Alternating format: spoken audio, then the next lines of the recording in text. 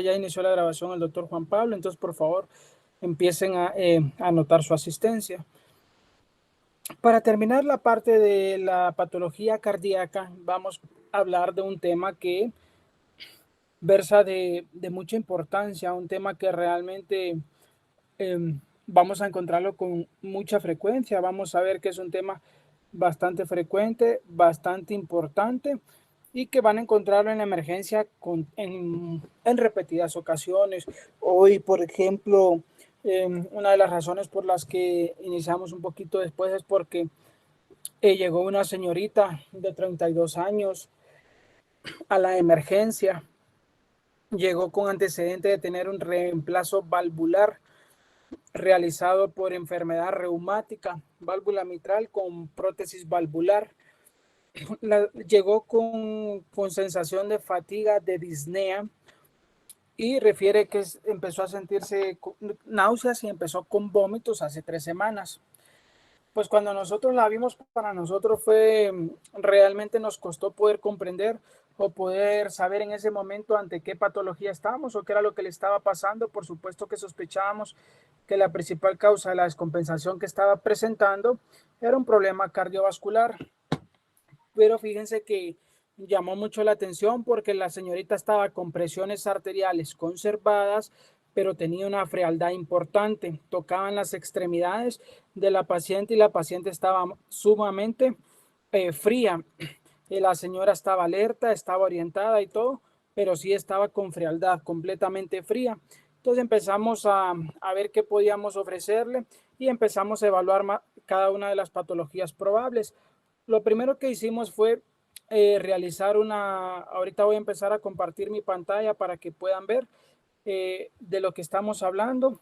Entonces, lo primero que hicimos fue tratar de estabilizarla, pero seguíamos con la incertidumbre de ante qué patología estábamos.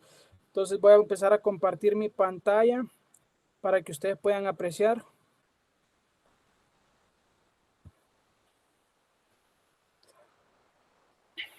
Bueno, entonces la señorita llegó, lo empezamos a valorar y seguía fría, fría, fría, cianótico las piernas, cianótico los dedos, cianótica la región peribucal, con presión arterial normal. Entonces, definitivamente nos costaba pensar que estuviera en un estado de choque, pero vamos a ver más adelante en la clase las diferentes fenotipos o manifestaciones clínicas como nos puede llegar un paciente que esté cursando con falla cardíaca. Aquí podemos ver la imagen claramente y podemos ver, miren, los pies de los pacientes con falla cardíaca tienden a ser extremidades edematizadas y cianóticas, tienden a acumular líquido en los pulmones, tienden a tener un agrandamiento del corazón. Miren el tamaño normal de este corazón y miren un paciente con falla cardíaca de la línea blanca para acá. Todo esto representa el crecimiento que ha tenido el corazón de este paciente. Entonces, falla cardíaca es eso, señores, es un conjunto, es un síndrome. Y la paciente que llegó a la emergencia, esta era la radiografía que tenía. Miren qué interesante. Pueden ver acá, todos estos como alambres que vemos acá son los alambres con los que unen la parrilla costal luego de que hacen una intervención a corazón abierto. Este círculo que ven acá es su válvula mitral, es el anillo de la válvula mitral que les contaba que le reemplazaron a la paciente, y se ve el círculo completo porque justamente la captaron cuando la válvula está abierta. ¿Ok? Luego la señora está a la radiografía y miren que no, tiene congestión de líquido, tiene un poco de líquido en la cisura, pero si se fijan no es un derrame pleural franco, no es un edema agudo de pulmón como tal, pero la paciente seguía cianótica y seguía fría. Le hicimos gases arteriales y tenía un lactato en 12. ¿Por qué les pongo este preámbulo? ¿Por qué les pongo esta placa? Porque esto es falla cardíaca, señores. Falla cardíaca es un síndrome clínico complejo definitivamente, que resulta de las alteraciones que pueden ser de dos tipos: alteración en las estructuras o alteración en la función del llenado del ventrículo, que se traduce con el volumen sistólico o la expulsión de sangre. Producto de esta alteración que altera la expulsión de sangre, los pacientes van a tener síntomas clínicos cardinales. No olviden cuando les pregunten cuáles son los síntomas clínicos cardinales de falla cardíaca, porque son la disnea y la fatiga. Esta paciente tenía disnea y tenía fatiga 3 días antes de presentarse a la emergencia. ¿Y cuáles son los signos clásicos que pueden presentar un paciente con falla cardíaca? Ojo, los síntomas clínicos sí son cardinales, la disnea y la fatiga, pero los signos no son patognomónicos. Pero lo que nosotros esperamos es que los pacientes se presenten con edema y con estertores pulmonares. Pues la paciente, señores, no tenía ni edema ni estertores, pero sí tenía disnea y fatiga. Cuando nosotros vimos radiografía de tórax, yo les mencionaba que en una radiografía de tórax nosotros podemos ver cardiomegalia, midiendo el índice cardiotorácico. Pero algo que llama la atención, recuerdan cuando vimos una radiografía normal, es que en el lado derecho del pulmón solo debiésemos ver la vena cava superior y la aurícula derecha, mientras que al lado izquierdo debiésemos ver el botón aórtico y el ventrículo izquierdo. Pero miren el enorme tamaño que tiene la aurícula derecha de esta paciente. Pareciera que fuera más bien el ventrículo izquierdo y tiene un corazón en bota. ¿Por qué? Porque la falla cardíaca, señores, es esto. Miren, alteraciones estructurales o alteraciones en la función del llenado del ventrículo. Entonces, no olviden que falla cardíaca se caracteriza cardinalmente por presentar disnea y fatiga, y los signos son edema y estertores. Una vez habiendo visto esto, es importante que conserven lo que vamos a hablar a continuación. Antes escucharían muchas veces que la gente se pronuncia, la paciente tiene insuficiencia cardíaca congestiva. Bueno, señores, hay muchos pacientes que se presentan sin signos o síntomas de sobrecarga de volumen, por lo que se prefiere el término de insuficiencia cardíaca sobre la antigua denominación que era insuficiencia cardíaca congestiva. Por eso les puse el caso clínico que estamos hablando. Mi paciente llegó sin edema, llegó sin reflujo hepatoyugular, sin distensión venosa yugular. En pocas palabras, no llegó con datos clínicos de estar congestiva, pero sí llegó con datos clínicos de falla cardíaca. ¿Cuáles datos clínicos? La disnea y la fatiga, ¿verdad, señores? Entonces, esto es para como preámbulo para que empiecen a conocer y a comprender estos términos. La prevalencia general de falla cardíaca es aproximadamente del 2%, señores. Incrementa con la edad y afecta al 6 al 10% de la población. Después de los 65 años de edad, hasta el 25% de nuestras poblaciones pueden tener falla cardíaca.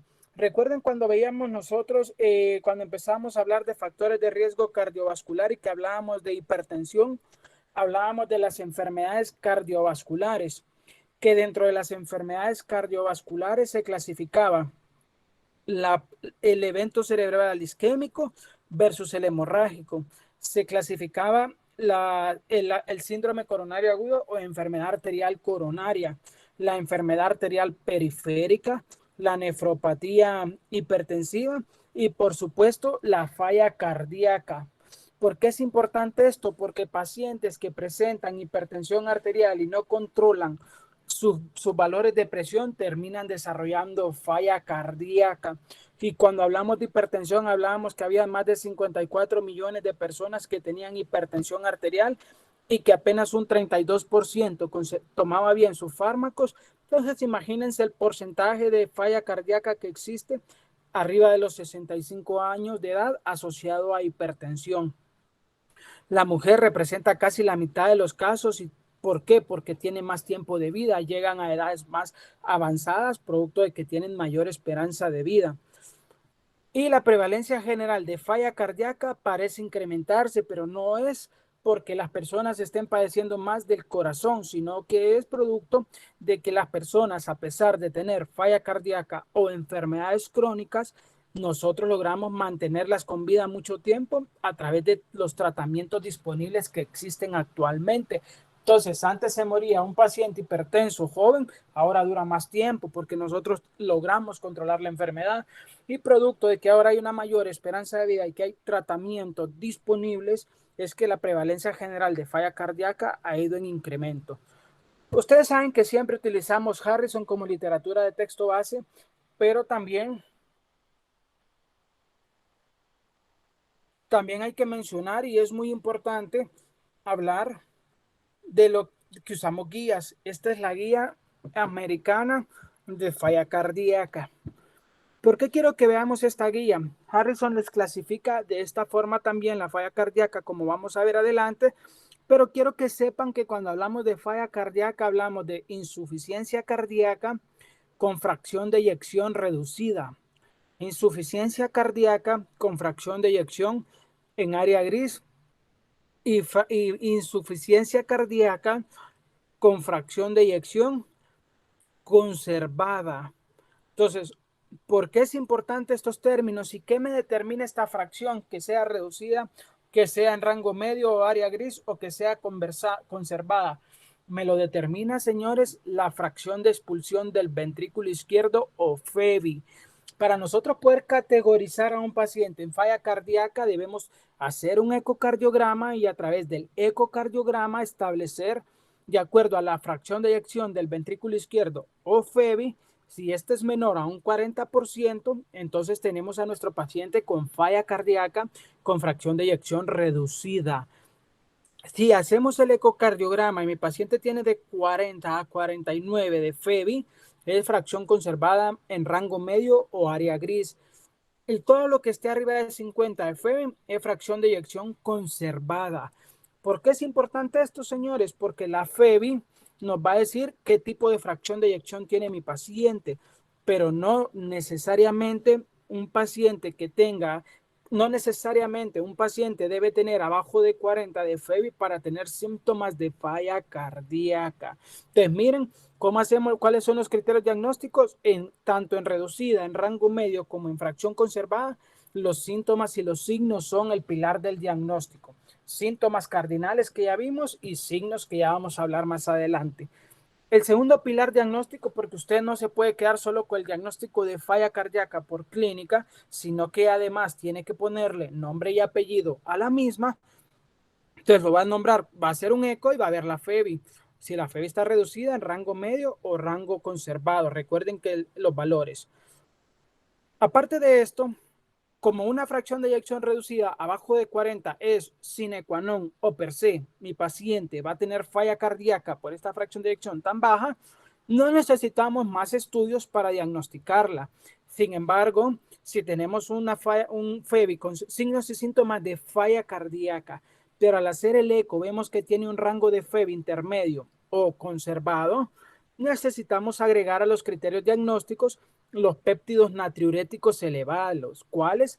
El BNP o BRAIN, que es péptido natriurético cerebral, o péptido natriurético cerebral pro N-terminal. Estos dos son los péptidos natriuréticos elevados. ¿Y qué son estos? Son sustancias que se producen y se elevan cuando hay distensión de la pared cardíaca. ¿Y cuando hay distensión de la pared cardíaca? Cuando hay sobrecarga, cuando hay falla cardíaca. Entonces, en rango medio y en rango conservado necesitamos los péptidos para hacer diagnóstico de falla cardíaca. Y lo que hablábamos después, que tenga una enfermedad estructural cardíaca o una alteración funcional, ¿verdad? Esto es importante y veamos ahora la etiología en la que menciona su libro de texto de Harrison. Miren que, como les decía, Harrison lo clasifica en menor de 40, que es una fracción de eyección reducida, conservada la fracción de eyección, lo clasifica arriba de 40 a 50, y ya sabemos que arriba de 50 es conservado y que de 40 a 50 es área gris o área intermedia. Todas estas son causas de falla cardíaca. Cuando vimos infarto hablábamos que tiempo es miocardio, señores. ¿Por qué? Porque si usted no detecta a tiempo un infarto, una isquemia, va a morir músculo miocárdico y se va a traducir en falla cardíaca, porque una parte del corazón dejó de funcionar como debería. La sobrecarga crónica de presión, lo que hablábamos, la hipertensión, y en el caso de mi paciente, señores, miren, una valvulopatía obstructiva, sobrecargas crónicas de volumen, las neumopatías. Miren, hay causas, enfermedades pulmonares que me pueden dar lugar a falla cardíaca. Miren qué importante la miocardiopatía dilatada no isquémica, que puede haber aquí, trastornos familiares, trastornos infiltrativos, pero vean qué importante el daño inducido por tóxicos o fármacos. ¿Cuál tóxico, doctor? El alcohol. Los pacientes que toman alcohol en alto volumen pueden dar o desarrollar falla cardíaca, señores. Entonces, el alcoholismo crónico es una causa conocida de falla cardíaca vírica.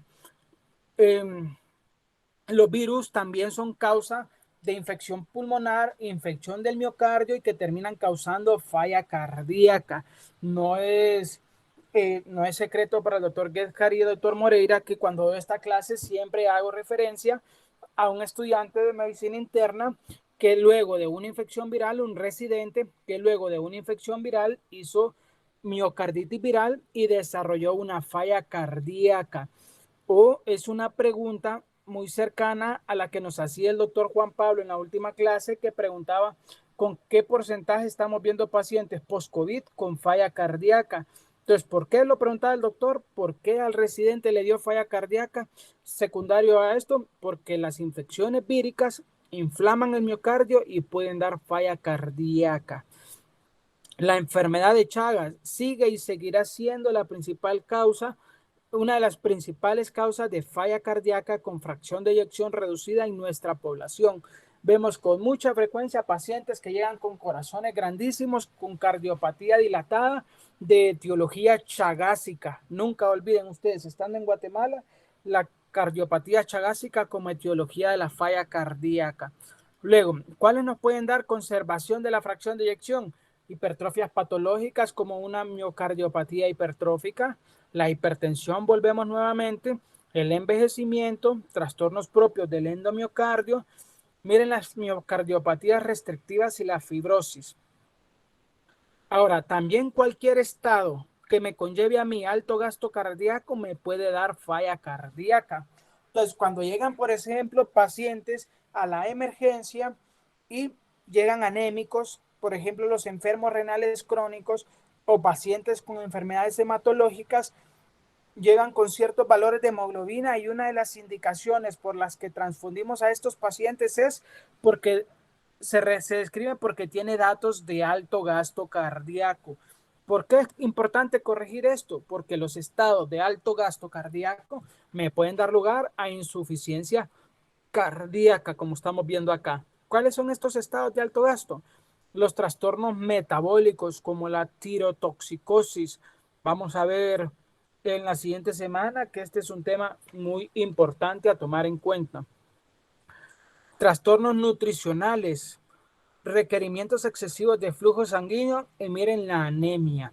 Entonces, pacientes, todos estos datos de alto gasto, si no los corregimos, señores, se traducen en insuficiencia cardíaca. Bueno, ahora que hemos visto un poco de etiología, veamos las clasificaciones que existen. Esta diapositiva es probablemente una de las más importantes y de los mensajes más claros que ustedes se deben llevar de la plática. Cuando nosotros hablamos de falla cardíaca, tenemos una clasificación que hace relación a la función y por eso se llama clasificación funcional de la New York Heart Association, que traducido es lo que ustedes han escuchado como qué NIHA tiene su paciente. Paciente en falla cardíaca, ¿qué NIHA tiene? ¿De dónde viene esa palabra NIHA, señores? Viene de lo que estamos viendo, de New York Heart Association. Entonces, de ahí viene la palabra NIHA. ¿Qué es la escala de NIHA entonces? Es la clasificación, como dice el nombre, funcional de los pacientes con falla cardíaca.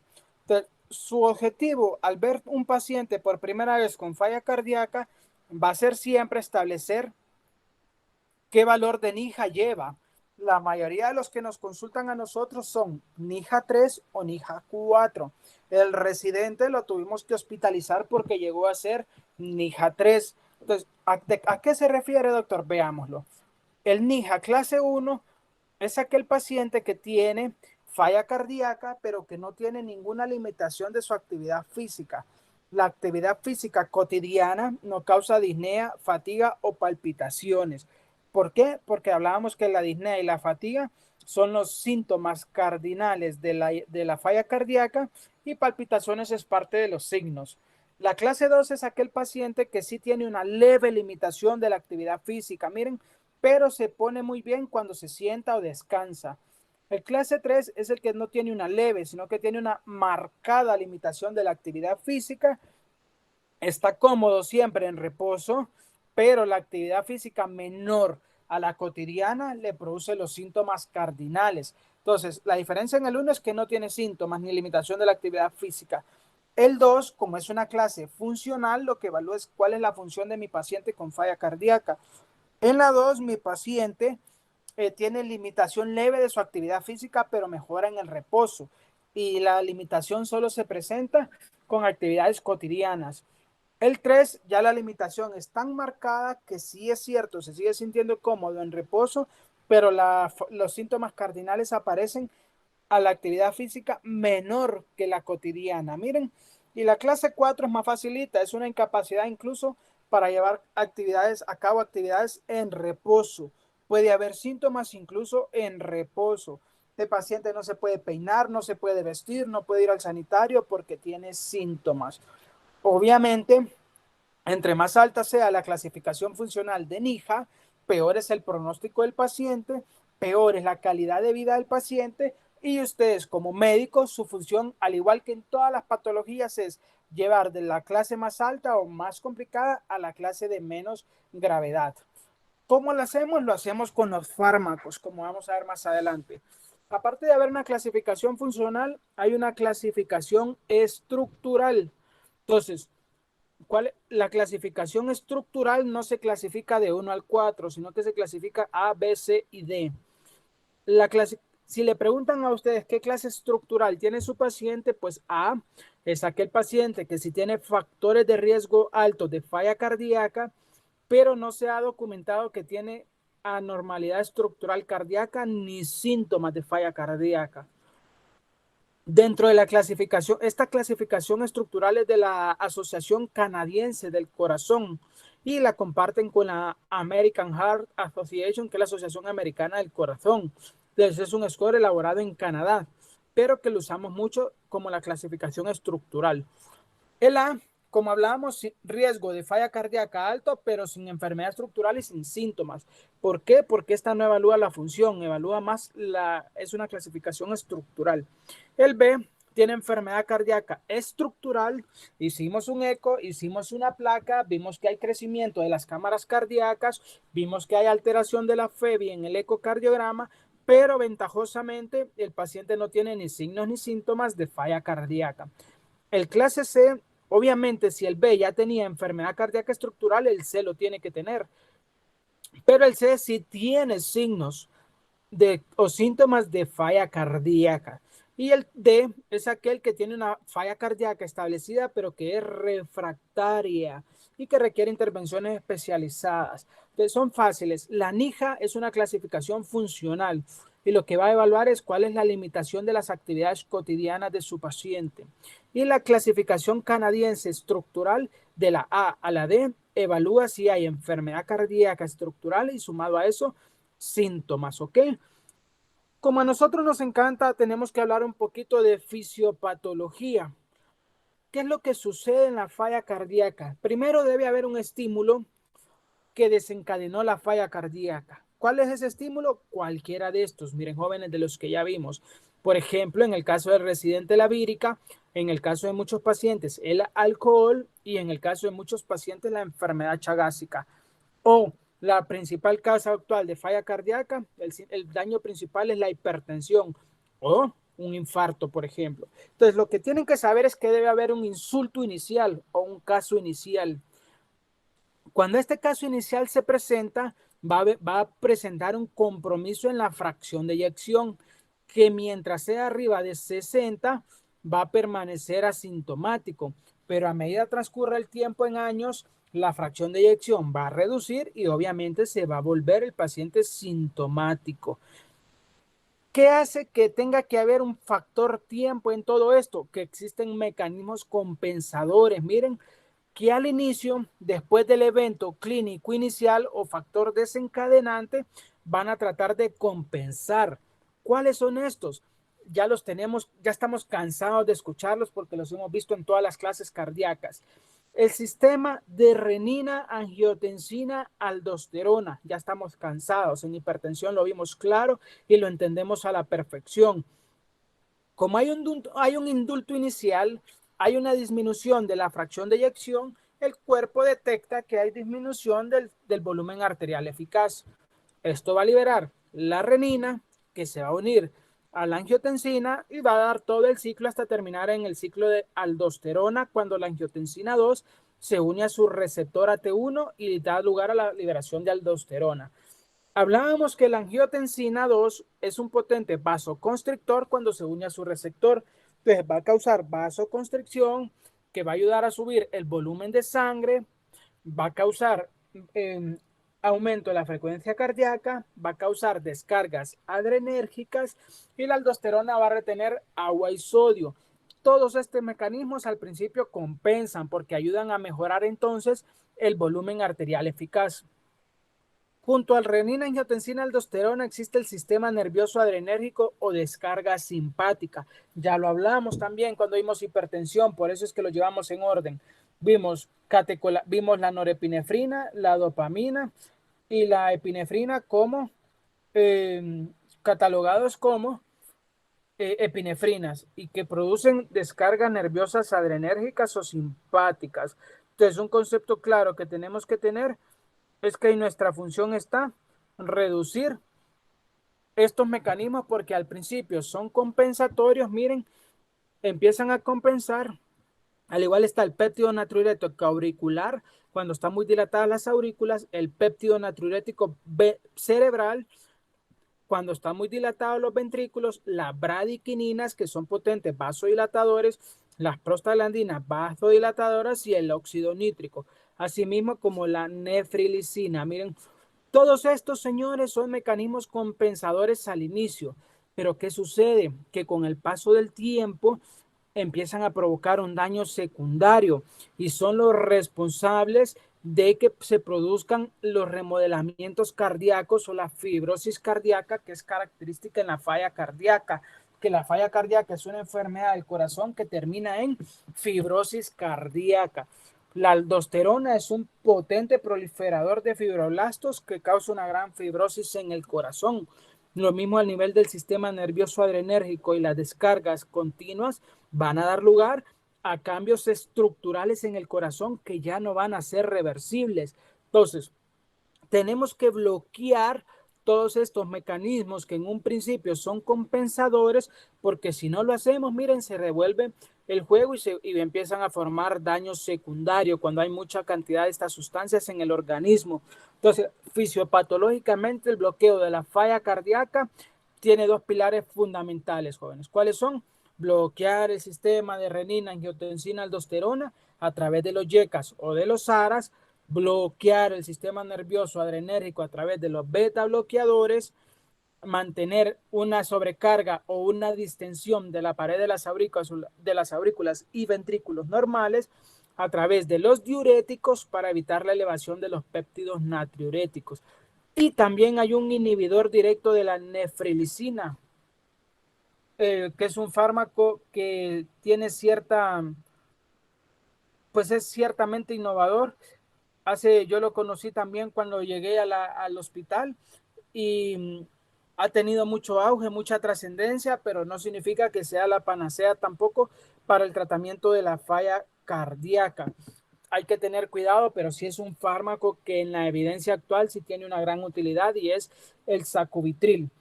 Actualmente existen combinaciones de fármacos, señores, donde les van a bloquear el RAS, les van a bloquear el sistema nervioso adrenérgico o viene combinación de RAS y inhibidor de nefrilicina, ¿verdad?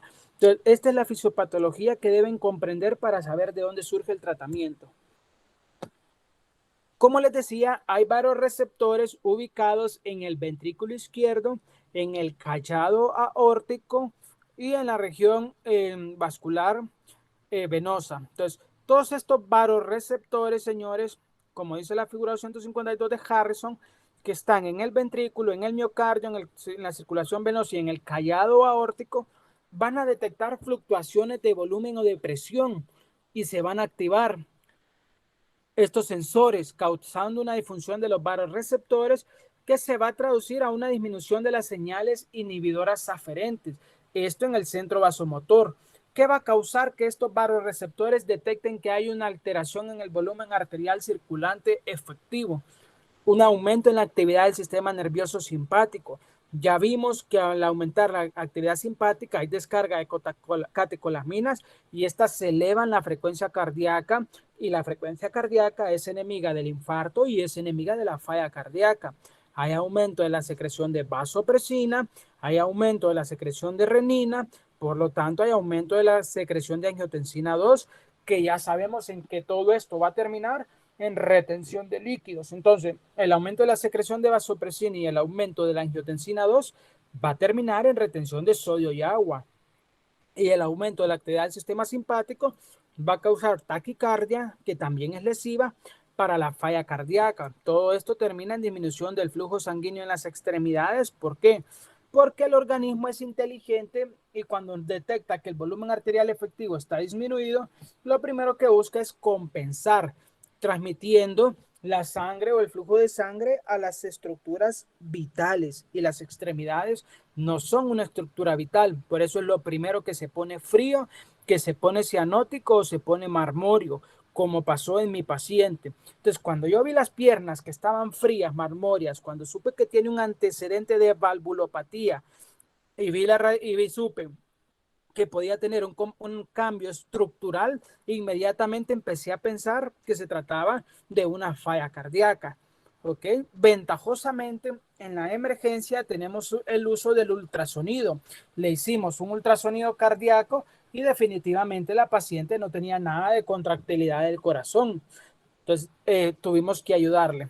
Pero les quería presentar el caso para llevarlos gradualmente y que vayan conociendo cómo se van dando los cambios a nivel de la falla cardíaca. Como les hablaba, todos estos sistemas compensadores, señores, terminan en producir remodelación ventricular izquierda. Causan hipertrofia, causan fibrosis y terminan agravando más todavía la falla cardíaca. Entonces, bien importante que ustedes conozcan esta parte de la falla cardíaca. Hay alteraciones en la biología del miocito, los miocitos se crecen, hay destrucción del miocito, hay cambios del miocardio, el miocardio sufre, con la pérdida de los miocitos, el miocardio sufre necrosis, apoptosis, autofagia, y todo esto en la degradación de la matriz celular, extracelular, y esto nos termina produciendo fibrosis miocárdica. Entonces, todos estos, señores, son causas que nos van a llevar a un remodelamiento de mi ventrículo izquierdo. Nosotros tenemos que evitar y prevenir todo esto para que mi corazón estructuralmente no se dañe, ¿ok? De las manifestaciones clínicas, hablábamos que existen síntomas clínicos que son cardinales y son los que están señalados ahí: la disnea y la fatiga. La fatiga es el cansancio al hacer, la sensación de falta de aire. La fatiga es el cansancio al realizar una actividad física, y la disnea es la sensación de falta de aire cuando estamos realizando una actividad física. Aparte de tener fatiga y disnea como síntomas cardinales, los pacientes presentan ortopnea. ¿Cuál es la razón de que presenten ortopnea? Recuerden que estos pacientes tienen mucha sobrecarga de volumen,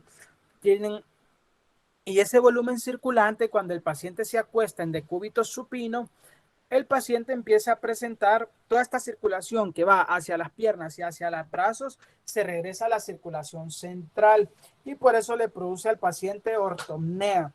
Le produce disnea paroxística nocturna. El paciente se levanta por las noches, por lo mismo que la ortopnea, se levanta fatigado, cansado e incluso refiere sensación inminente de que perdía la vida. Presentan mucha tos nocturna. Por eso estos pacientes, para evitar estas dos cosas, el paciente duerme sobre 4 o sobre 5 almohadas, o refieren que solo pueden dormir sentados. Obviamente no toleran el ejercicio, porque el ejercicio es un estimulante que aumenta la demanda miocárdica, y ellos no pueden compensar este aumento de la demanda miocárdica. Y aparte, tienen respiración de Cheyne-Stokes, que se caracteriza porque son respiraciones rápidas, profundas, que son producto también de la disminución de la perfusión en estos pacientes y es de origen central. Aparte de esto, estos pacientes pueden tener hipotensión, que ya es un estadio avanzado de la falla cardíaca. Tienen plétora venosa yugular. Ustedes desvían la cabeza hacia el lado contralateral y van a ver que las venas yugulares están distendidas. Como tienen líquido acumulado en el pulmón, estos pacientes presentan estertores. Como tienen una congestión sistémica, el hígado también se congestiona. Y cuando ustedes palpan o presionan el hígado, envía más flujo de sangre a las venas yugulares que de por sí ya estaban distendidas. Y si aumentan su diámetro al presionar el hígado, se llama reflujo o reflejo hepatoyugular. Hay un tercer ruido cardíaco por los cambios de presión y los cambios de volumen que suceden. Obviamente el latido de punta está desplazado. Cuando nosotros hablamos de latido de punta y veíamos en valvulopatía donde auscultamos el foco mitral, hablábamos que el foco mitral se ausculta, que se denomina el latido de punta o punta cardíaca. El impulso apical se localiza en el quinto espacio intercostal de la línea medio clavicular izquierda. Todo lo que encuentren ustedes más hacia la izquierda o más hacia abajo de esta dimensión se puede describir como punto de impulso apical desplazado. Aparte va a haber edema periférico de tobillos, del escroto, llegan con edema de la pared abdominal, llegan con edema de los tobillos, los testículos inflamados y muchos de ellos en estadio también avanzado presentan hipoxia, caquexia cardíaca. Una vez que hemos visto estos síntomas y signos, ¿por qué es importante? Porque existe algo que ustedes deben de conocer de pe a pa, o como la palma de su mano, dirían otros, que son los criterios de Framingham para el diagnóstico de la insuficiencia cardíaca. Se clasifican en mayores y se clasifican en menores. En algún momento uno de sus compañeros decía, doctor, pero mire, para descubrir que un paciente tiene falla cardíaca, yo necesito estudios de imagen. No solo es evaluación clínica, sino que necesito ver estudios de imagen. Bueno, veamos si esto es cierto.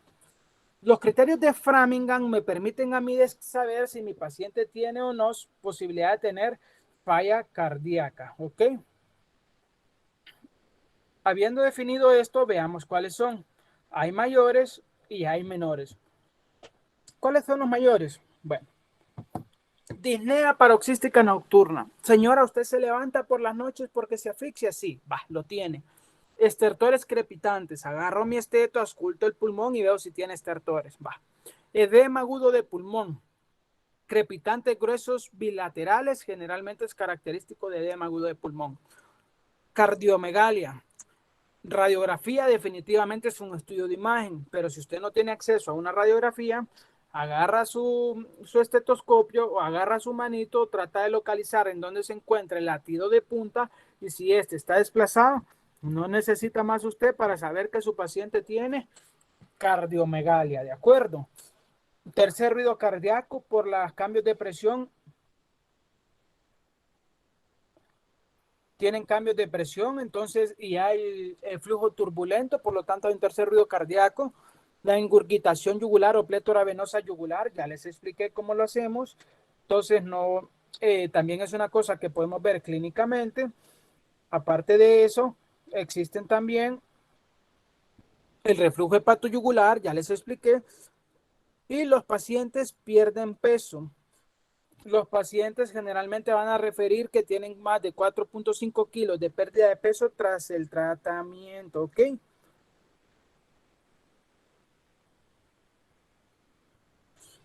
Esos son mayores. ¿Necesitan algún estudio de imagen para poderlos ver? No, son todos clínicos. Se acercan al paciente y empiezan a evaluarlo en busca de todos estos. ¿Cuáles son los menores? Disnea de esfuerzo, no necesito explicarlo. Edema de miembros inferiores, no necesito explicarlo. Estos pacientes, aparte de tener esto, van a tener derrame pleural. Para el derrame pleural necesito radiografía. No. Agarro mi estetoscopio, le pido al paciente que se siente, ausculto las regiones infraescapulares o inframamarias y le pido al paciente, le evalúo si tiene egofonía, si tiene disminución de los ruidos respiratorios. Ya sé que mi paciente tiene derrame pleural. Hepatomegalia solo necesito palparla, la tos nocturna que hayamos hablado y la taquicardia. Si ustedes tienen dos criterios mayores, hacen diagnóstico clínico de falla cardíaca. Si solamente tienen un mayor, pero logran juntar dos menores, hacen diagnóstico de falla cardíaca. Mi paciente tenía, eh, la paciente que les conté tenía disnea, tenía cardiomegalia, tenía dos mayores. Solo con esto ya tengo mi paciente con datos probables de falla cardíaca. Pero aparte ella tenía hepatomegalia, tenía tos nocturna, tenía disnea de esfuerzo. Entonces ya llevo, por lo menos llevo un mayor y dos menores. Entonces necesitan dos mayores para el diagnóstico, o si solo logran tener uno y tienen que tratar de encontrar dos menores para hacer diagnóstico. Entonces, se dieron cuenta, todos son clínicos. Cuando ustedes tengan un paciente en la emergencia y les pregunten, eh, mire, Lemuel, haga diagnóstico de falla cardíaca en este paciente, usted tiene que traer a recuerdo y a su mente los criterios de Framingham y empezarlos a buscar en su paciente. Si junta dos mayores, tiene falla cardíaca clínica. Si junta un mayor y dos menores, también la tiene. Algo muy importante son los perfiles de Stevenson. Esto es muy importante porque cuando el paciente le llega a la clínica, a la emergencia, en falla cardíaca tienen que tener claro que lo que estamos hablando ahorita es el paciente que llega a la emergencia, el paciente que llega en falla cardíaca aguda. Hay otro porcentaje de población que es la falla cardíaca crónica. Cuando tienen como la paciente que me llegó, yo ya sé que es falla cardíaca aguda porque los síntomas son recientes. Lo primero que yo hice fue tratar de clasificar a mi paciente. Vi si tenía congestión y cómo estaba su presión arterial. Estos dos factores, señores, son los fundamentales para definir el tratamiento o el manejo de sus pacientes en la fase aguda. Si su paciente tiene presión arterial, entonces no tiene una baja perfusión. Entonces, tiene presión arterial arriba de 65, entonces no tiene una baja perfusión porque la presión arterial está normal.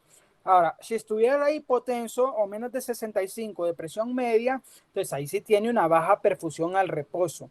Entonces, lo clasifico de acuerdo a la presión arterial y de acuerdo a la congestión. ¿Tiene mi paciente edema de miembros inferiores? ¿Tiene mi paciente eh, algún dato de congestión? Si lo tiene, ¿cuáles son los datos de congestión? La ortopnea, la disnea paroxística nocturna, ingurgitación venosa yugular, ascitis, edema o estertores. ¿Ya vieron? Entonces, solo con ver si está congestivo o no, yo ya lo clasifico. ¿Y qué nos permite evidenciar si hay o no una baja perfusión? La presión de pulso estrecha, obviamente, las extremidades frías, la presión arterial baja y aumento de lactato. Mi paciente de hoy tenía 12 de lactato, lo normal es 1.5 por mucho. Entonces, yo vi que mi paciente no estaba congestiva, pero sí tenía datos de baja perfusión al reposo, no definidos por la presión arterial, sino que definido porque tenía las extremidades frías, miren, pegajosas, frías y pegajosas, el ácido úrico, el ácido láctico estaba elevado. Entonces, solo con estos tres elementos, yo ya sé que mi paciente tiene una baja perfusión. Entonces, como tiene una baja perfusión, estoy en el cuadro de sí, y como no está congestiva, estoy en el cuadro de no. ¿Qué perfil le di a mi paciente? Le di perfil frío y seco. ¿Por qué es importante categorizar ustedes a su paciente? Porque esto lo van a tratar. Por ejemplo, si su paciente tiene buena perfusión y no está congestivo, se llama caliente. Caliente porque tiene buena perfusión y seco porque no está congestivo. Pero si su paciente está, por ejemplo, con buena perfusión, sigue siendo caliente. Pero si está congestivo, entonces es caliente y húmedo. Ahora, si mi paciente no está congestivo, pero sí está con hipoperfusión, entonces está frío porque está hipoperfundido y está seco porque no está congestivo. Si mi paciente está eh, con hipoperfusión, está frío, y si aparte está congestivo, está húmedo, en lo que categorizo como frío y húmedo. Entonces, con estos perfiles de Stevenson, recuérdalo siempre porque son bien fáciles. Solo tienen que ver si está con datos de congestión y si está con datos de hipoperfusión, que son alteración del estado de conciencia o nubilación, extremidades frías, pulsos débiles, piel marmórea o cianótica y al aumento del lactato. No necesitan mayor cosa. Miren, yo clasifiqué a mi paciente en un perfil frío y seco porque estaba hipoperfundida y porque estaba congestiva con la radio y porque no estaba congestiva con esta radiografía que vimos. Entonces, una vez que lo clasificamos en los perfiles de Stevenson, vamos a definir el tratamiento. Todos estos exámenes, una vez que clínicamente han diagnosticado a su paciente con falla cardíaca, deben solicitarlos. Exámenes de la hematología, los electrolitos en sangre, los pacientes con falla cardíaca tienden a presentar hiponatremias con alta frecuencia. Hay que verlos asoados porque por la hipoperfusión tienden a elevarlos, tienden a elevar las enzimas hepáticas por congestión. Hay que hacer pruebas de tamizaje para diabetes, pruebas tiroideas, porque recuerden que la tirotoxicosis es un estado de alto gasto, y hay que hacer un electrocardiograma donde vamos a evaluar el ritmo cardíaco, si tiene datos de hipertrofia de ventrículo izquierdo o si tiene ondas Q patológicas. ¿Para qué quiero ver el ritmo cardíaco? Porque las arritmias son causa importante de falla cardíaca.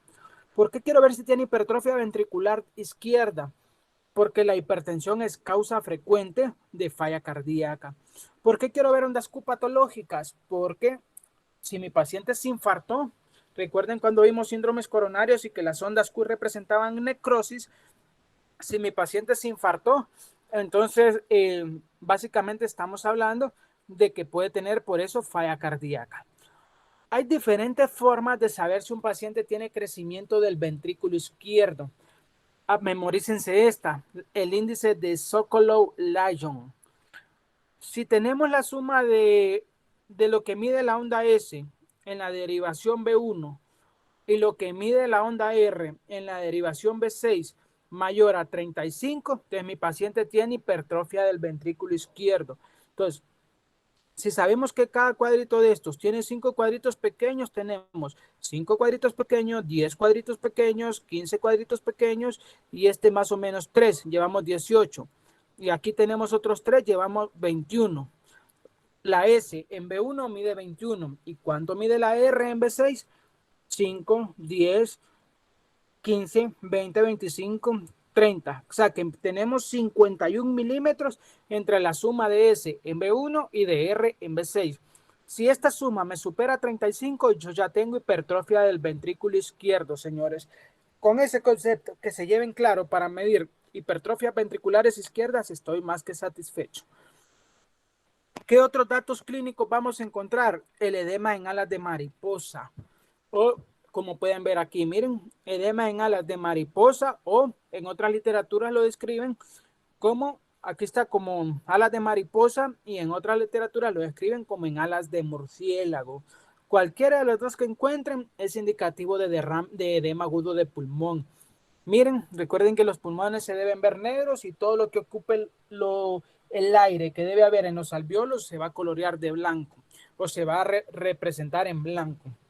Entonces miren el agua, porque en el edema agudo de pulmón lo que hay es que hay sustitución por líquido o agua en el espacio alveolar, sustituye el agua al aire, por eso se ponen hipoxémicos, desaturados. Entonces el edema agudo de pulmón hacen una radiografía, primero por clínica tiene estertores crepitantes gruesos y por radiografía pues encuentran el signo de alas de mariposa como podemos ver acá, miren acá, en otros lados como les decía, alas de murciélago. El llenado alveolar, miren, están las alitas ahí claramente definidas en el pulmón. Y otro dato importante en falla cardíaca es reconocer las líneas A y las líneas B de Kerlek. Líneas A, para poder clasificar en líneas A, tenemos que partir imaginariamente el tórax en la radiografía a la mitad, como ven acá, a la mitad, y tenemos un tórax superior y un tórax inferior. Las líneas A se van a ir a buscar al tórax superior. La característica de estas es que deben partir desde el mediastino y dirigirse hacia la región periférica, pero sin tocar el mediastino y sin llegar a tocar la parrilla costal periférica y deben tener un tamaño de 1 milímetro. Esta es una línea A. Miren, empieza acá del mediastino hacia afuera, pero fíjense que, y la otra es que son oblicuas o longitudinales en este sentido. Miren, entonces, recuerden, dividimos el hemitórax en dos partes y las líneas A son las que se encuentran en el tórax superior. Van desde el mediastino hacia la parrilla costal, pero no tocan el mediastino ni tocan la parrilla costal y son oblicuas. Miren, estas así son líneas A. Las líneas B se localizan en el hemitórax inferior y estas sí nacen desde el mediastino y van hasta la periferia, pero estas sí entran en contacto con la periferia a tal grado que forman un ángulo. Miren, estas son líneas B. Entonces, si vemos la imagen que tenemos acá, miren esta línea que viene acá. ¿La ven? Esta línea blanca que yo voy siguiendo con el puntero. Toca la pleura y forma un ángulo. Esas, señores, son líneas B de Kerlake. Miren estas líneas que vienen acá, delgaditas, finas y que terminan acá, que no tocan la periferia. Estas que vienen acá y que no tocan la periferia. Esas, señores, son líneas A de Kerlake. Las más fáciles de ver son las líneas B. Pero si ven líneas A o líneas B, miren esta de acá. Línea A, línea A, línea A. Nace del mediastino y no toca la periferia. Y esta de aquí, línea B. Nace del mediastino, pero sí toca la periferia y está en el tórax inferior. Entonces, señores, líneas A y líneas B son datos sugestivos son datos sugestivos de llenado alveolar. Como vimos en la clase de radiografía, si ya tienen una radiografía, pueden sacar el índice cardiotorácico. Tirando una línea imaginaria que divide el corazón en tórax en derecho e izquierdo, luego una línea imaginaria desde la línea que tenemos imaginaria a medir la distancia que hay desde esta línea hacia el vértice de la aurícula derecha. Lo mismo de la línea imaginaria hacia el vértice del ventrículo izquierdo es la línea B. Y luego la línea C mide todo el tórax. A más B entre C por 100 arriba de 0.55 estamos hablando de que el paciente tiene cardiomegalia, ¿ok? Ecocardiograma, ya hablamos que el ecocardiograma nos va a permitir determinar si hay alteración de la función y anomalías estructurales que pueden ser valvulares o del movimiento parietal regional. A nuestro residente, la única forma que teníamos de saber si hizo o no una falla cardíaca post-virus era la resonancia magnética, que nos define mejor la anatomía y la funcionalidad cardíaca. A través de la resonancia magnética cardíaca que le hicimos al residente, pudimos ver que el miocardio estaba inflamado producto del proceso viral y era la causa de la insuficiencia cardíaca que tenía en ese momento. En la emergencia, ¿qué es lo que hacemos? Bueno, esto es lo que yo hago ahora. Lo que hacemos con el equipo intensivo, varios de ustedes van a tener la oportunidad de verlo, y hacemos un ultrasonido a la par de la cama. La paciente que llegó hoy le hice el ultrasonido a la par de la cama y el ventrículo derecho estaba sumamente dilatado y no contraía nada. Yo ya sabía entonces que tenía que mejorar de acuerdo al perfil clínico de Stevenson que había definido.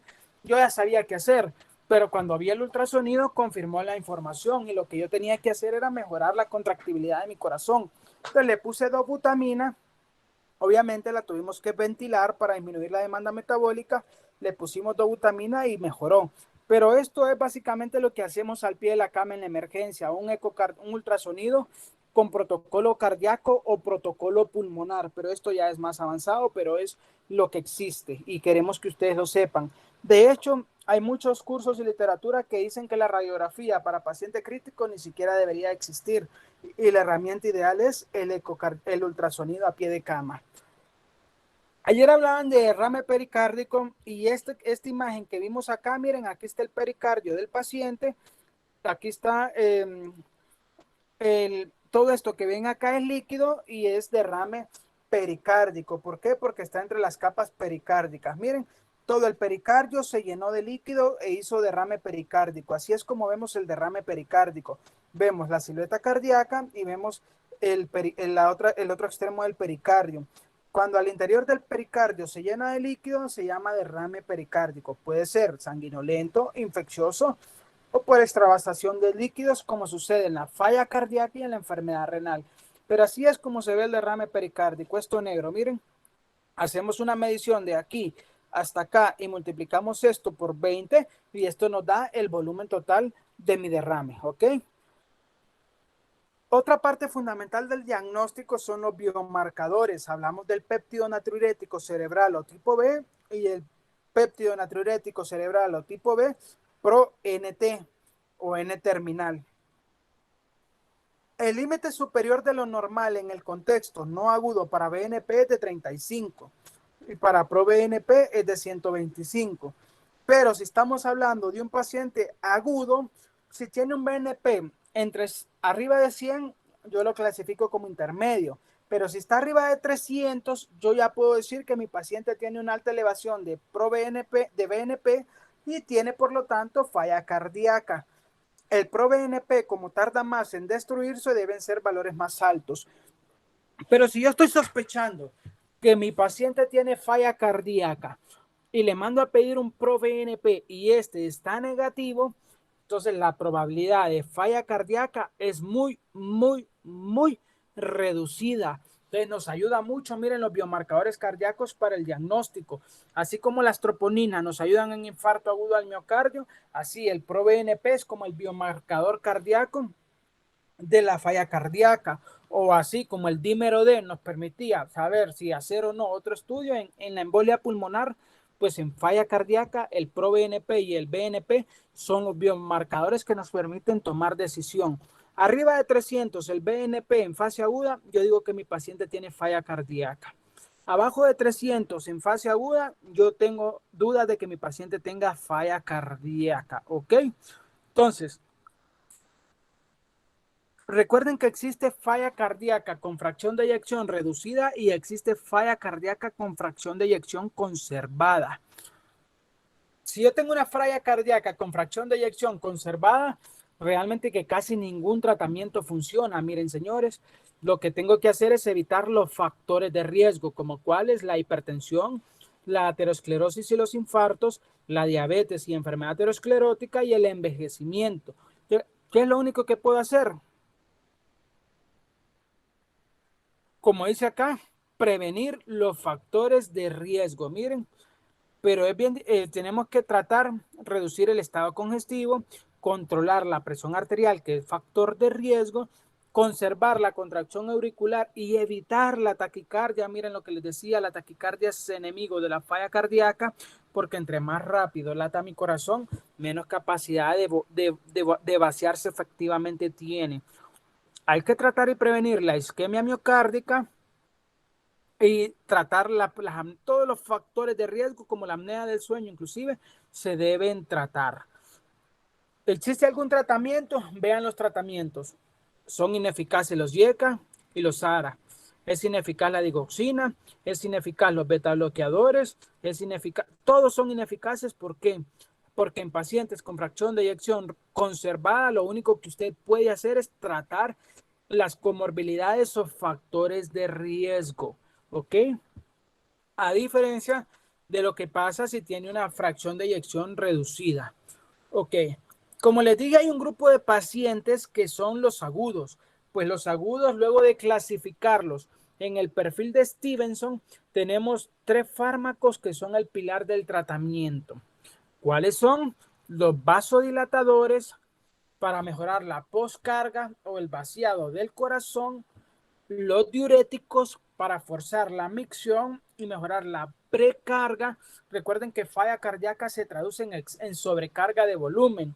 Y el tercer pilar fundamental es el tratamiento con inotrópicos. Un inotrópico positivo es aquel fármaco que me va a permitir a mí mejorar la capacidad de contracción de mi corazón. No es cronotrópico, que cronotrópico me mejora la frecuencia, es inotrópico. Lo que estoy mejorando es la fuerza o la capacidad de contracción de mi corazón. Entonces, le llegó el paciente a la emergencia. Como llegó mi paciente, lo que tienen que hacer ustedes con este paciente en fase aguda es clasificarlo de acuerdo a los perfiles de Stevenson. ¿Por qué? Porque de acuerdo al perfil que detecten, tienen estos fármacos que son el pilar del tratamiento, los 3 que ya hablamos. Por ejemplo, si mi paciente me llega caliente, o sea, hipertenso, que me llegó con datos de falla cardíaca, sin sobrecarga de volumen, pero me llegó hipertenso, ¿qué voy a usar? vasodilatador. Si me llegó normotenso y con sobrecarga de volumen, uso diurético, así de sencillo. Ahora, si me llegó en edema agudo de pulmón de origen cardíaco, pues puede ser que me llegue. Tengo que utilizar, hay una hipoxia grave, por lo que tengo que utilizar oxígeno en cánula binasal, y si no responde la hipoxemia, ponerlo bajo ventilación, primero no invasiva y luego invasiva. Y como lo que tengo es una congestión pulmonar, está congestivo, uso diurético. Si está hipertenso, uso vasodilatadores. ¿Por qué? Porque entonces el perfil de mi paciente es caliente, congestivo. Caliente porque está hipertenso y congestivo porque está edematizado. Si yo quiero mejorar la hipertensión, entonces tengo que utilizar un vasodilatador, y si lo que quiero mejorar es la congestión, tengo que usar un diurético, ¿verdad, señores? Entonces, si le llega hipertensos, vasodilatadores. Si le llega congestivo, diuréticos. Si ustedes ven que no tiene, que está con datos clínicos de hipoperfusión, o sea, no está hipertenso, sino que está hipoperfundido, por lo que vimos, las extremidades están frías, tiene congestión hepática, tiene piel marmórea, tiene cianosis, tiene congestión hepatoyugular. El paciente está con datos de hipoperfusión, incluyendo el llenado capilar mayor a 3 segundos. Yo ya sé que lo que tengo que mejorar es la perfusión, no es la presión arterial alta ni es la congestión. Lo que tengo que mejorar en este caso es la perfusión. ¿Y cómo mejoro la perfusión? Con inotrópicos. ¿Cuál es el inotrópico IV que podemos utilizar en la emergencia? Bueno, existe el milrinone, existe el levosimendan y existe la dobutamina. ¿Cuál usamos en el Roosevelt? Dobutamina. ¿Ok? Entonces, si le llegó hipertenso, vasodilatadores, jóvenes. Si le llegó congestivo, diuréticos. Si le llegó hipoperfundido, inotrópico. Si con el inotrópico no mejora la presión arterial, entonces yo me puedo ayudar ahí de fármacos vasoactivos, de amina vasoactiva, ¿verdad? Pero el pilar del tratamiento son esos tres: vasodilatadores si llega hipertenso, diuréticos si llega congestivo, y si llega hipoperfundido, inotrópicos. Es por esta razón que existen los perfiles de Stevenson. Si ustedes pueden categorizar a su paciente desde la llegada a la emergencia en un perfil de Stevenson, ustedes van a saber qué hacer. Por ejemplo, si llegó caliente y seco, significa que llegó hipertenso. Entonces, ¿qué voy a usar? Vasodilatador. Si llegó caliente y húmedo, significa que llegó hipertenso y congestivo. ¿Qué voy a usar? Vasodilatador para mejorar la presión arterial y diurético para la congestión. Si me llegó frío y seco, yo ya sé que mi paciente está hipoperfundido sin edema. ¿Qué voy a usar para mejorar la hipoperfusión? Voy a usar entonces el inotrópico. ¿De acuerdo? Entonces, por eso es tan importante categorizarlo en el perfil de Stevenson. Y si me llegó frío y húmedo, significa que está hipoperfundido y congestivo, entonces voy a usar inotrópico y diurético. Entonces, señores, esos son los tres pilares fundamentales del tratamiento de un paciente en falla cardíaca aguda. Por eso deben categorizarlo en un perfil de Stevenson, y por eso deben conocer esos tres fármacos fundamentales. ¿Cuáles inotrópicos existen? Aquí están. Miren, la dobutamina, a esta señora le iniciamos a 5 microgramos kilo minuto. Observé el corazón a través del ultrasonido si mejoraba la contractibilidad. Vi que todavía no era lo ideal, por lo que le subía a 10 microgramos kilo minuto. Milrinone ya se usa cada vez menos. Levosimendan, el de elección en pacientes posoperados, pero en el Roosevelt tenemos dobutamina. Si le llegó hipoperfundido, estos son los que tienen que utilizar, los sinotrópicos. Si le llegó hipertenso, ¿qué deben utilizar? Los vasodilatadores. Si le llega normotenso o hipertenso, pueden utilizar vasodilatadores. No esperen nada más que al hipertenso le pongan vasodilatadores. También pueden al que llega normotenso, pero en dosis más bajitas, porque lo que quieren es mejorar la capacidad de vaciado del corazón o la poscarga. ¿Cuál usamos de elección en el hospital? La nitroglicerina. Miren, y los diuréticos que ya son conocidos por ustedes. ¿Cuál usamos de elección en falla cardíaca? Un diurético de ASA. ¿Cuál? Furosemida. En ocasiones se nos acaba la bumetanida La furosemida sí la podemos poner en infusión y la bumetanida no. Pero entonces, señores, el mensaje clave, ¿cuáles son los 3 fármacos pilares de tratamiento en falla cardíaca? Bueno, una vez habiendo visto al paciente en falla cardíaca aguda, vamos al crónico. Yo aprendí el manejo del paciente en falla cardíaca crónica a través de un consenso de expertos de las guías del Colegio Americano de Cardiología emitidas en 2017. Pero miren qué suerte la de ustedes que en el 2021 ya sufrió una actualización y ustedes se van a ir con la idea de cómo manejar a un paciente en falla cardíaca con la actualización del 2021. Cuando hablamos de falla cardíaca, lo que ustedes tienen que lograr en todo momento, señores, para manejar a un paciente con falla cardíaca es terapia médica guiada optimizada. O esto, TMO, terapia médica optimizada o terapia médica guiada optimizada. Si ya sabemos que los principales mecanismos que compensan, pero que al final terminan haciendo daño en falla cardíaca son el RAS y el sistema nervioso simpático, todo paciente que manden a casa que tenga falla cardíaca con fracción de eyección reducida, ¿por qué reducida? Porque recuerden que vimos acá que ningún fármaco es eficaz o todos son ineficaces para tratar la falla cardíaca con fracción de eyección conservada. Miren, muy diferente a lo que pasa en la falla cardíaca o insuficiencia cardíaca con fracción de eyección reducida, donde ahí sí hay muchos fármacos para controlar la descompensación de la falla cardíaca. Si su paciente está en una clase NIHA número 1, entonces deben tenerlo con YECAS y bloqueadores beta. ¿Por qué YECAS? Para bloquear el sistema de renina-angiotensina y beta bloqueadores para bloquear el sistema nervioso adrenérgico.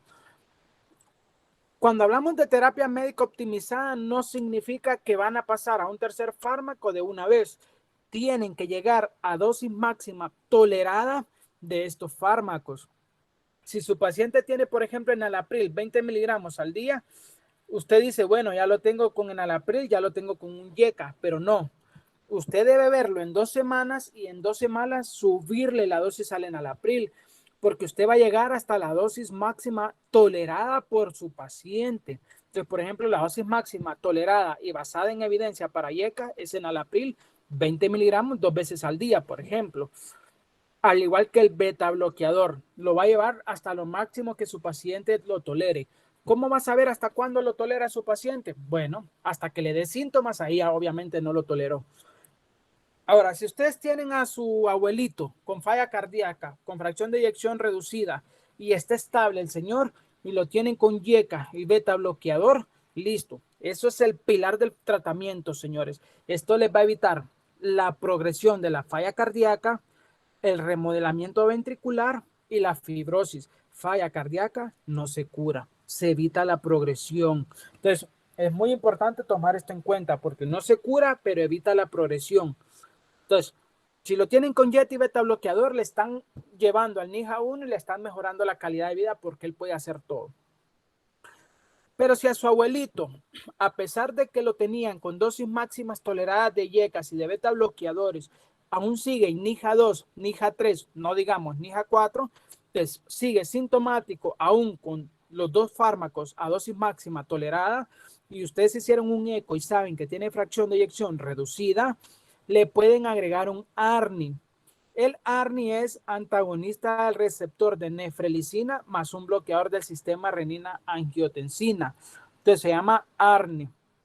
Trae sacubitril, como hablábamos, porque acuérdense que cuando veíamos, les hablaba yo de que en la fisiopatología existe el RAS, el sistema nervioso adrenérgico y la nefrelicina. Bueno, el ARNI, A-R-N-I, ARNI, es un antagonista del receptor de nefrilicina, bloquea la nefrilicina y bloquea el sistema de renina-angiotensina aldosterona. Este es el fármaco que les decía yo que es nuevo, que ha tomado mucho auge y realmente lo usamos con cierta frecuencia, pero no es que es la panacea ni que tampoco es para todos. Este 2017, todos sabíamos que a lo largo del tiempo, en las últimas actualizaciones, los ARNI, en lugar de estar como segunda opción, si ustedes ya tienen esto, si el paciente sigue mal, todos sabíamos que iba a pasar a la terapia de inicio. Pues en las guías de 2021, el ARNI ya es terapia inicial junto a los YECAs o los beta bloqueadores. Es decir, usted puede elegir perfectamente iniciar con un YECA o con un ARA, porque usted lo que tiene que bloquear es el RAS, y elegir iniciar con un beta bloqueador.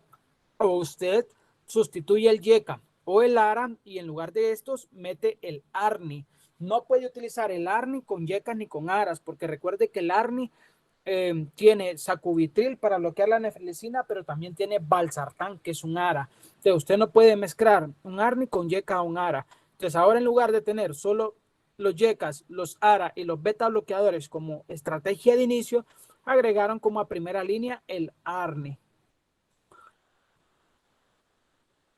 Y otra cosa muy importante, bueno, esto era nada más para que vieran cómo se inicia el tratamiento. Bueno, en el 2021 se modificó, como les hablaba, y surgieron nuevas alternativas. Miren acá entonces cómo nace en el 2021 la terapia inicial de tratamiento. Allá nos ponían YECAs, ARAs o beta bloqueadores y miren en el 2021. Primera línea y miren que lo clasifican como tratamiento en estadio C. Recuerden los estadios estructurales. Entonces, si tienen un paciente con cambios estructurales y que tiene signos y síntomas de falla cardíaca, ustedes pueden empezar con YECA, con ARA, con beta bloqueador o con el ARNI, como les contaba. Miren. Si su paciente tiene con estos fármacos, estos 4 que hablamos, sí detienen la mortalidad, sí detienen la rehospitalización, sí detienen la progresión de la enfermedad, pero aparte hay que agregar fármacos para los síntomas. Por ejemplo, si está congestivo, ninguno de estos 4 le va a mejorar la congestión.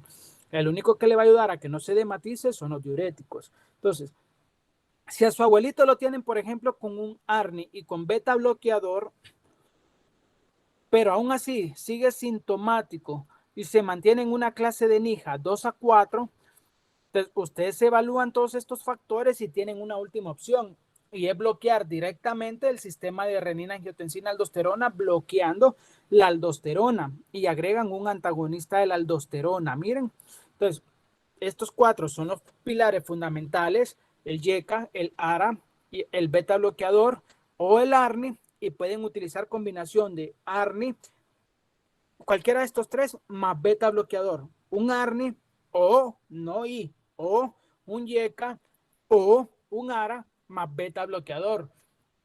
Si lo tienen con cualquiera de estas combinaciones y sigue sintomático con una fracción de eyección reducida, entonces a su abuelito le pueden agregar antagonista de aldosterona como la espironolactona para mejorar los síntomas. O algo muy importante, y lo van a ver cuando hablemos con el doctor Moreira, en esta actualización ya se incluyen los SGLT2, los inhibidores del SGLT2, que son fármacos que nacieron para controlar la hiperglicemia y son glucosúricos, nos ayudan a botar los niveles excesivos de glucosa, son fenomenales para tratar la glicemia, pero tienen una gran evidencia en falla cardíaca. Y en la guía del 2021, incluso sepan ustedes que la guía recomienda utilizar estos, aunque el paciente no sea diabético, se puede utilizar para la falla cardíaca. Obviamente que si el paciente persiste, miren, con sobrecarga de volumen y en un IJA 2 a 4, que es lo único que va a mejorar el volumen, titular los diuréticos. Miren, si el paciente sigue en un IJA 2, 3 o 4 y es negro, pueden agregar dinitrato isosorbide más hidralacina, porque en afroamericanos esto funciona muy bien. Les mencionaba que la taquicardia es enemigo de la falla cardíaca. Todo paciente, su abuelito, si tiene falla cardíaca, ustedes le van a dar beta bloqueador para lograr tener una frecuencia cardíaca por abajo de 70. Pero si ustedes ya le llegaron a dosis máxima a su abuelito, el beta bloqueador, y aún así sigue con frecuencia arriba de 70, ustedes pueden agregar un bloqueador de la corriente IF, que es la ivabradina. Miren, agregan ivabradina y la ivabradina no causa hipotensión y les va a ayudar a reducir la frecuencia cardíaca. Estos son los fármacos que existen para el tratamiento de la falla cardíaca crónica 2021 update. Miren qué dice acá. Entonces, ¿cuáles son los beta bloqueadores? Siempre recuerden que solo hay 3 beta bloqueadores aprobados en el manejo de falla cardíaca. Existen más de 100 beta bloqueadores, pero solo 3 se pueden usar en falla cardíaca, señores. El bisoprolol, el carvedilol y el metoprolol succinato. Los ARNIs, que es el sacubitril valsartán, Los YECAS, cualquiera de estos, los ARA2, que estos son los que tienen evidencia más alta, candesartán, losartán, valsartán. Si quieren agregar un antagonista de aldosterona, el que usamos aquí es espironolactona, pero también existe esplerenona. Miren, estos son los inhibidores de los SGLT2, que les contaba que son fármacos para la diabetes. Dapaglifosina y empaglifosina, ¿verdad?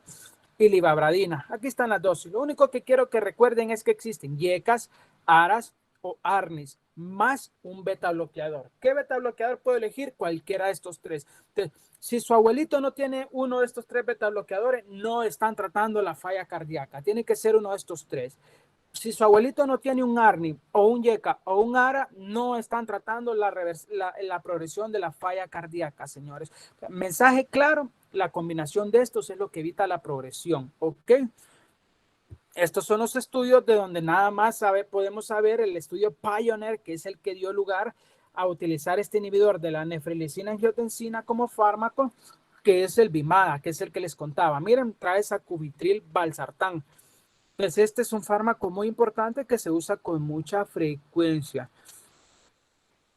Bueno, señores, entonces, para terminar nada más, estos son nuevamente los fármacos que utilizamos para la falla cardíaca con fracción de eyección reducida. Miren, los YECA, los ARA, el ARNI, la livabradina, los antagonistas del aldosterona y miren los beta bloqueadores. Existen dos metoprololes, el metoprolol succinato y el metoprolol tartrato. Si su abuelito tiene metoprolol tartrato, tampoco están tratando la falla cardíaca porque debe ser metoprolol succinato. Entonces, es lo que tienen que llevarse a claro. Y otra cosa bien importante es que si van a usar Bimada y están usando un YECA, tiene que pasar 36 horas desde que suspendieron el uso del YECA para darle Bimada a su paciente. O si están usando un ARA, sí pueden hacer de una vez el watch out, pero de lo contrario, si es YECA, tienen que esperar 36 horas para cambiarlo. Bueno, señores, lo que les decía, lo que ya hemos visto en otras clases, que les he comentado, el síndrome coronario agudo, llegó este paciente a la emergencia, ahí lo están bajando los bomberos con una fracción de eyección de 10%. Oigan bien, fracción de eyección de 10%, prácticamente nada. Lo pasamos a sala de hemodinamia, en sala de hemodinamia se hizo la reperfusión, se pasó el paciente a sala de hemodinamia, lo vio el cardiólogo intervencionista, lo pasó a hemodinamia, llegó infartado, llegó con una FEBI de 10, lo pasó el cardiólogo hemodinamista, le hizo el cateterismo cardíaco y luego del cateterismo cardíaco le colocó el balón de contrapulsación, que es este, como habíamos visto, la grande sístole y la pequeña diástole. Como vimos cuando vimos enfermedad cardíaca valvular, el balón de contrapulsación ayuda a mejorar el llenado diastólico de las coronarias, por lo tanto ayuda a mejorar la falla cardíaca. Entonces, jóvenes, esto ha sido falla cardíaca, la clase de falla cardíaca que teníamos pensado presentarles. Les vamos a dar un poco de tiempo para que ver si hay preguntas o dudas y pues de esta manera hemos llegado al final de lo que es el módulo cardiovascular.